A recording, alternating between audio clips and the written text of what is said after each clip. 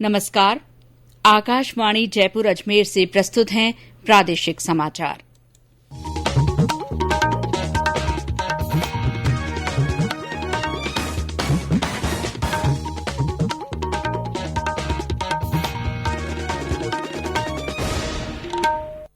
मुख्य समाचार। Tokyo Olympic खेल आज शाम समारोह पूर्वक शुरू। राष्ट्रपति और प्रधानमंत्री ने भारतीय दल को शुभकामनाएं दी। राज्य में 3 करोड़ से ज्यादा कोविड टीके लगाए गए। कोरोना के सक्रिय मरीजों की संख्या में लगातार कमी। कोटा में ग्रीनफील्ड एयरपोर्ट के लिए सरकार ने 1250 एकड़ भूमि आवंटित की। जल्द शुरू होगा काम। प्रदेश में जिला परिषद और पंचायत समिति सदस्यों के चुनाव में टीकाकरण के बाद ही कार्मिकों की ड्यूटी लगाई जाएगी। और राज्य में अगले 3-4 दिन दक्षिण पूर्वी जिलों में तेज बारिश की संभावना।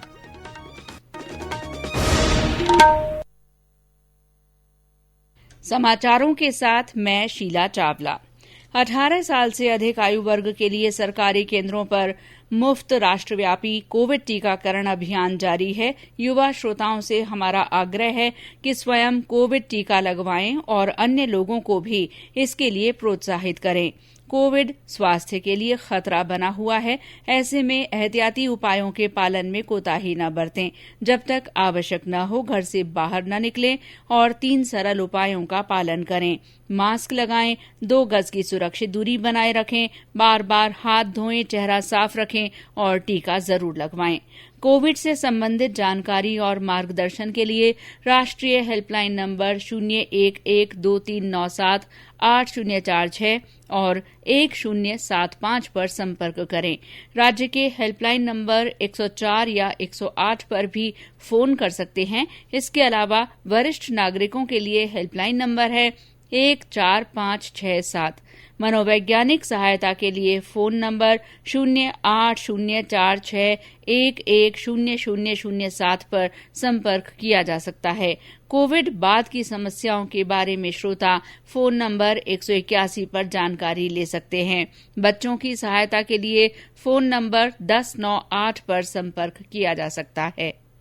और अब समाचार विस्तार से। टोक्यो ओलंपिक खेल आज शाम समारोह पूर्वक शुरू हुए। तीर की तरह तू चल, चूके ना निशाना, लक्ष्य तेरे सामने है, जीत के है आना। टोक्यो के नेशनल स्टेडियम में हुए इस समारोह में भारतीय दल में शामिल मुक्केबाज एमसी मैरीकॉम और हॉकी खिलाड़ी मनप्रीत सिंह ध्वजवाहक बने। खेल मंत्री अनुराग सिंह ठाकुर ने कहा कि टोक्यो ओलंपिक में 127 खिलाड़ियों का अब तक का सबसे बड़ा भारतीय दल हिस्सा ले रहा है और सरकार ने उन्हें पूरा समर्थन दिया है। आज तक का सबसे बड़ा कंटिंजेंट 127 एथलीट्स का हमारा इस बार टोक्यो ओलंपिक्स में पार्टिसिपेट करेगा। सरकार की तरफ से माननीय मोदी जी के निर्देश पर किसी तरह की कोई कमी नहीं रखी गई। We have provided end to end support, vaccination to every athlete. Top scheme का सोच ये थी कि किस तरह से अपने एलीट एथलीट्स को मौका दिया जाए, बेस्ट कोचिंग का, बेस्ट एक्सपोजर का, और जब वो अंतर्राष्ट्रीय स्तर पर किसी भी चैंपियनशिप में पार्टिसिपेट करते हैं तो भारत के लिए मेडल जीत कर लाए। राष्ट्रपति रामनाथ कोविंद और प्रधानमंत्री नरेंद्र मोदी ने टोक्यो ओलंपिक में हिस्सा ले रहे भारतीय एथलीटों को शुभकामनाएं दी हैं। इन खेलों के आयोजन के लिए श्री मोदी ने जापान के प्रधानमंत्री योशिहिदे सुगा को शुभकामनाएं दी। भारतीय खिलाड़ियों को प्रोत्साहित करने के लिए चलाए जा रहे चीयर फॉर इंडिया अभियान के तहत आज जयपुर में केंद्र सरकार के कार्यालयों में कर्मचारियों ने विक्ट्री पंच बनाया। कर्मचारियों ने चीयर फॉर इंडिया के सेल्फी बूथ पर फोटो खिंचवाकर शुभकामनाओं के साथ सोशल मीडिया पर अपलोड किया। टोक्यो ओलंपिक में आज से तीरंदाजी मुकाबले शुरू हुए। पुरुषों के व्यक्तिगत तीरंदाजी रैंकिंग दौर में भारतीय तीरंदाजों का प्रदर्शन निराशाजनक रहा। भारत के अनुभवी तीरंदाज प्रवीण जाधव पुरुषों के व्यक्तिगत तीरंदाजी रैंकिंग दौर में 31वें स्थान पर रहे, जबकि अतनु दास और तरणदीप राय की जोड़ी इससे भी ज्यादा पिछड़ गई। तीर की तरह तू चल, चूके ना निशाना, लक्ष्य तेरे सामने है, जीत के है आना। राज्य में 3 करोड़ से ज्यादा कोविड टीके लगाए जा चुके हैं। 2,28,64,000 से ज्यादा लोगों को पहला टीका लग चुका है। वहीं 62,18,000 से ज्यादा लोगों को टीके की दोनों खुराक दी जा चुकी हैं। राज्य में आज भी 1,473 टीकाकरण सत्र आयोजित किए गए, जिनमें 1,50,000 से ज्यादा टीके लगाए गए। राष्ट्रव्यापी टीकाकरण अभियान में अब तक 42 करोड़ 34 लाख से अधिक कोविड टीके लगाए जा चुके हैं। प्रदेश में कोविड के सक्रिय मरीजों की संख्या अब महज 360 बची है। कई जिलों में अब एक भी सक्रिय मरीज नहीं बचा है। राज्य के 25 जिलों में कोविड का आज एक भी नया मामला सामने नहीं आया। आज केवल 33 लोगों में संक्रमण की पुष्टि हुई। सबसे ज्यादा 15 नए रोगी जयपुर में सामने आए हैं। आज की रिपोर्ट के अनुसार सक्रिय मरीजों की संख्या 327 रह गई है। कोविड संक्रमण के उल्लेखनीय रूप से घटने के साथ ही प्रदेश में आम लोगों के लिए जन अनुशासन कर्फ्यू में लगातार छूट दी जा रही है, जिससे व्यावसायिक गतिविधियां रफ्तार पकड़ने लगी हैं। हमारे दौसा संवाददाता ने बताया कि जिला अब कोरोना मुक्त हो चुका है। कोरोना महामारी की दूसरी लहर लगभग थम सी गई है। दौसा जिले की बात करें तो दौसा जिला कोरोना मुक्त हो चुका है। पिछले 9 दिनों में यहां एक भी मरीज में कोरोना पॉजिटिव नहीं पाया गया है। साथ ही दौसा जिले में इस समय एक भी एक्टिव केस नहीं है। यदि हम परीक्षा की बात करें तो राजस्थान विश्वविद्यालय की परीक्षाएं दौसा पीजी कॉलेज में 29 जुलाई से प्रारंभ हो रही है। इसके लिए कोविड गाइडलाइन की पालना कराई जाएगी तथा मुंह पर मास्क और सैनिटाइज के बाद ही परीक्षार्थियों को प्रवेश दिया जाएगा। इस परीक्षा के सफल आयोजन के लिए सभी तैयारियां पूरी की जा रही है। साथ ही तीसरी लहर की संभावनाओं को देखते हुए भी मुख्य चिकित्सा एवं स्वास्थ्य विभाग तैयारियों में जुट गया है। संतोष कुमार शर्मा, आकाशवाणी समाचार दौसा।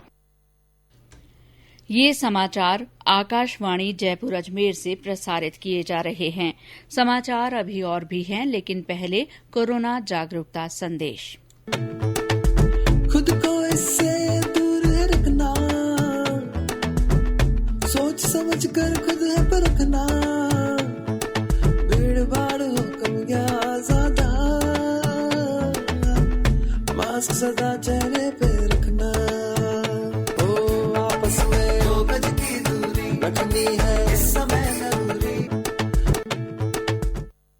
समाचारों में आपका फिर स्वागत है। कोटा में ग्रीनफील्ड एयरपोर्ट के लिए राज्य सरकार ने 1250 एकड़ भूमि निःशुल्क आवंटित करने की मंजूरी दी है। मुख्यमंत्री अशोक गहलोत ने ये मंजूरी देते हुए जिला कलेक्टर कोटा को निर्देश जारी किए हैं। इन निर्देशों के बाद ग्रीनफील्ड एयरपोर्ट का काम जल्द शुरू हो सकेगा। ग्रीनफील्ड एयरपोर्ट से प्रदेश में एयर कनेक्टिविटी का विस्तार हो सकेगा। इससे एजुकेशन हब के रूप में विकसित हुए कोटा शहर और आसपास के इलाकों के विकास को गति मिलने के साथ ही लोगों को आवागमन में सुविधा होगी। राज्य सरकार ने प्रदेश के जनजातीय समुदाय के विकास के लिए जनजाति भागीदारी योजना के प्रारूप को मंजूरी दे दी है। योजना का शुभारंभ विश्व आदिवासी दिवस पर 9 अगस्त को किया जाएगा। योजना के तहत जनजाति समुदाय के समावेशी विकास के लिए उनकी आवश्यकता के अनुसार काम करवाए जा सकेंगे। योजना में केवल ऐसे काम ही किए जा सकेंगे जिनके माध्यम से लाभान्वित होने वाली जनसंख्या का कम से कम 50% जनजाति समुदाय से हो। योजना में 10 लाख रुपए तक के कार्यों की मंजूरी जिला कलेक्टर दे सकेंगे। प्रदेश में आगामी जिला परिषद और पंचायत समिति सदस्यों के चुनाव में कोविड टीकाकरण के बाद ही कार्मिकों की चुनावी ड्यूटी लगाई जाएगी। राज्य निर्वाचन आयोग के चुनाव आयुक्त पीएस मेहरा ने जिला निर्वाचन अधिकारियों को ऐसे कार्मिकों के लिए विशेष टीकाकरण सत्र आयोजित करने के निर्देश दिए हैं।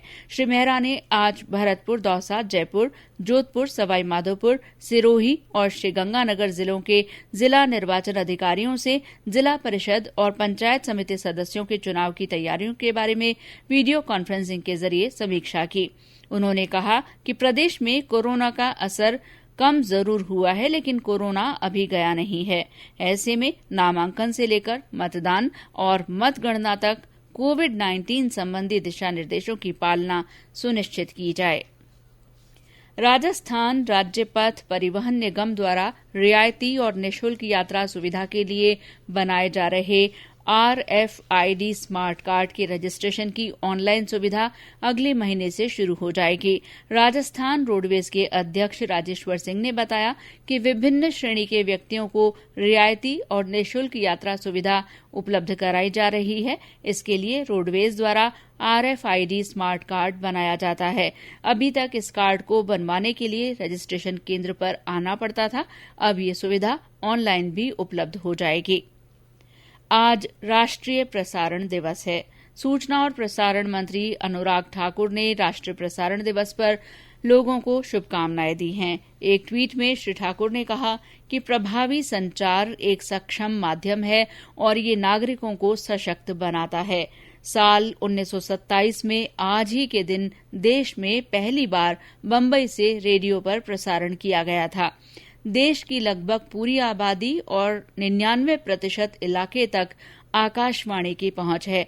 आकाशवाणी ने इन दशकों में असाधारण उपलब्धियां हासिल की हैं।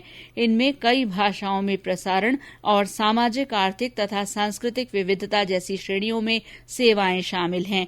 इससे आकाशवाणी विश्व में सबसे बड़े प्रसारण संगठनों में से एक बन गया है। प्रधानमंत्री नरेंद्र मोदी आकाशवाणी से रविवार 25 तारीख को प्रसारित होने वाले मन की बात कार्यक्रम में अपने विचार साझा करेंगे। रेडियो कार्यक्रम की ये 79वीं कड़ी होगी। और अब मौसम। प्रदेश में कुछ स्थानों पर हल्की से मध्यम बारिश का दौर जारी है। पिछले 24 घंटे में कुछ स्थानों पर भारी बारिश दर्ज की गई है। सबसे अधिक 95 मिलीमीटर बारिश राजसमंद जिले के भीम में हुई। आज उदयपुर और जैसलमेर में तेज बारिश के समाचार हैं।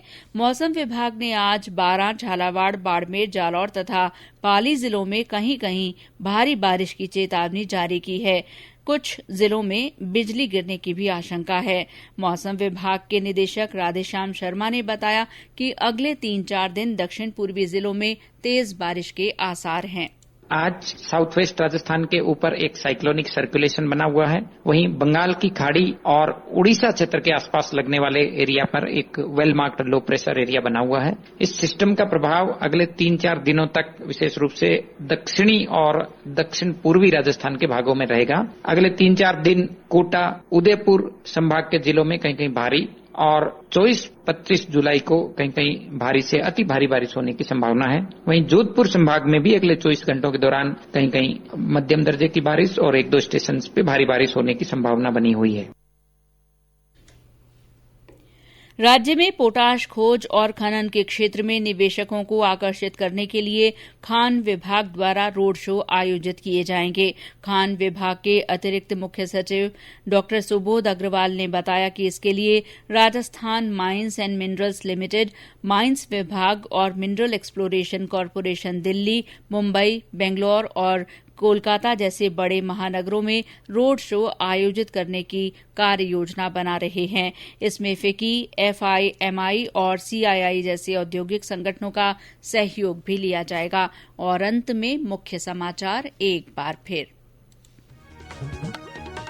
टोक्यो ओलंपिक खेल आज शाम समारोह पूर्वक शुरू हो गए हैं। राष्ट्रपति और प्रधानमंत्री ने भारतीय दल को शुभकामनाएं दी हैं। प्रदेश में 3 करोड़ से ज्यादा कोविड टीके लगाए गए हैं। कोटा में ग्रीन फील्ड एयरपोर्ट के लिए राज्य सरकार ने 1250 एकड़ भूमि आवंटित की है। प्रदेश में जिला परिषद और पंचायत समिति सदस्यों के चुनाव में टीकाकरण के बाद ही कार्मिकों की ड्यूटी लगाई जाएगी। और राज्य में अगले 3-4 दिन दक्षिण पूर्वी जिलों में तेज बारिश की संभावना है। इसी के साथ प्रादेशिक समाचार बुलेटिन समाप्त हुआ। नमस्कार।